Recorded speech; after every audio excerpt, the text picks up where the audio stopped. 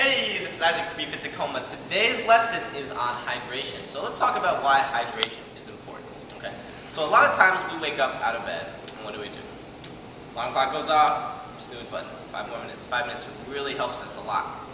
Snooze button goes off again, 5 more minutes. Right? So it's this idea that, man, I'm so tired. So let's look at a few ways that we can get out of bed and have a great start. So hydration.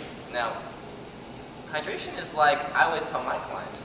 If you walk and you see a waterfall, and this waterfall has all this muck sitting in it, pollution, it's the same water that's been running for the last 60 years, there's a tire in there, there's a bunch of sludge, you see a old candy bar wrapper, not a very attractive waterfall. Now, picture you come across the same waterfall, but instead it has new water that's always pumping through it, the water is crystal clear, there's no junk in it, it's always being clean. And that's basically your body inside. So by drinking water, you're always recycling that waterfall, always making sure the water is pure. Now, we eat a lot of things that maybe aren't so great for us. For example, how many of you guys had coffee this morning? How many of you guys had a really fancy coffee this morning? How many of you guys had an energy drink this morning with a bunch of food coloring?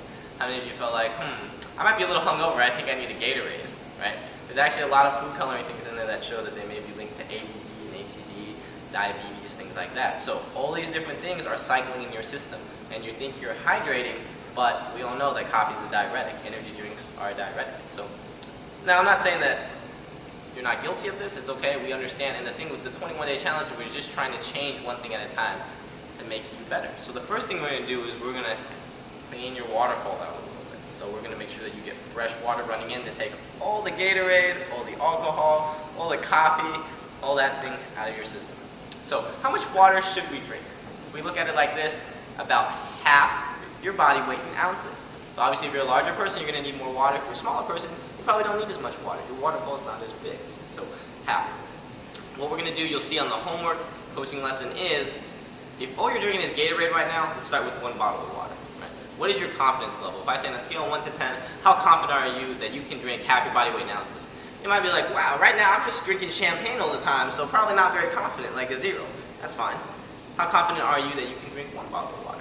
If you say 9 or 10, then I'm happy. If it's not a 9 or a 10, we're not going to do it. So a lot of times people want to come in and say, let's change all this and all this and all this. We just need to change one thing small enough, and we can always improve on it.